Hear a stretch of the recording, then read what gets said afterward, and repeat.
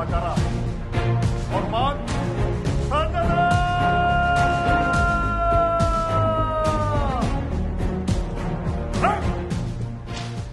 Berselang 1 minggu HUT ke-77 TNI, ada satu pekerjaan rumah yang belum usai, yaitu permasalahan kesejahteraan TNI yang satu diantaranya adalah pemenuhan rumah dinas. Aturan soal rumah dinas ini diatur dalam Undang-Undang Nomor 34 Tahun 2004 tentang TNI.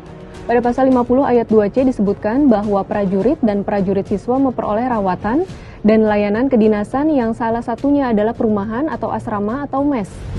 Nah, sebenarnya berapa sih anggaran yang dialokasikan untuk rumah dinas TNI? Untuk menjawab hal ini, kita punya 3 data, yaitu yang pertama LKPP 2021, Outlook 2022, dan RAPBN 2023. Anggaran rumah dinas masuk dalam program profesionalisme dan kesejahteraan prajurit. Jika dilihat, besarannya relatif sama dari tahun-tahun sebelumnya, sebesar 11 miliar rupiah. Angka ini jauh lebih kecil dibandingkan anggaran untuk modernisasi alutsista, non-alutsista, dan sarpras pertahanan yang mencapai 35-45 miliar rupiah. Apalagi dengan program dukungan manajemen yang nilainya sebesar 68-79 miliar rupiah. Jika di persentase program kesejahteraan prajurit alokasinya hanya 8,4%, modernisasi alutsista 27,2%, dan dukungan manajemen 60%. Intinya, porsi anggaran kesejahteraan prajurit masih minim dan belum menjadi prioritas. Selain masalah anggaran, ada juga masalah prosedur kepemilikan dan lokasi.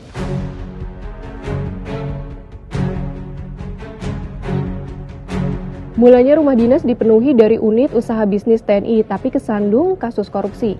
Lalu ada pemberian fasilitas likuiditas pembiayaan perumahan atau FLPP.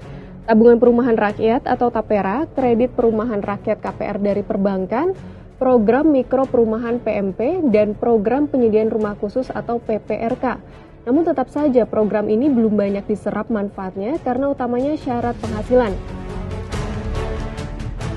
Misalnya pada skema FLPP, salah satu kriteria adalah mereka berpenghasilan paling tinggi 4 juta rupiah per bulan untuk pengadaan rumah tapak dan paling tinggi 7 juta rupiah per bulan untuk rumah susun.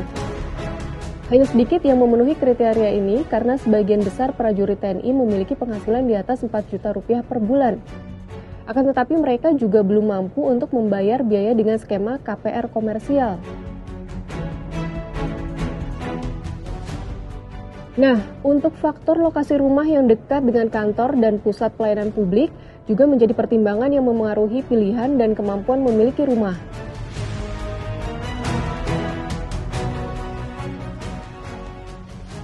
Bukan berarti karena banyak hambatan, program rumah dinas tidak terrealisasi.